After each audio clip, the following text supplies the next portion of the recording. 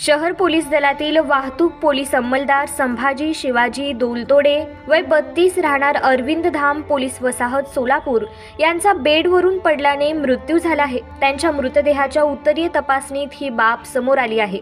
Police Naik Chavan यांनी समक्ष कळविले की 12 ऑक्टोबर रोजी फौजदार चावडी पोलीस ठाण्यात अकस्मात मृत दाखल झाले आहे। त्यांच्या पत्नीने सांगितले की ते बेडवर झोपले होते। पहाटे 5च्या सुमारास झोपेतच बेडवरून पडले। त्यांना डोक्यामागील बाजूस जबर मार लागला।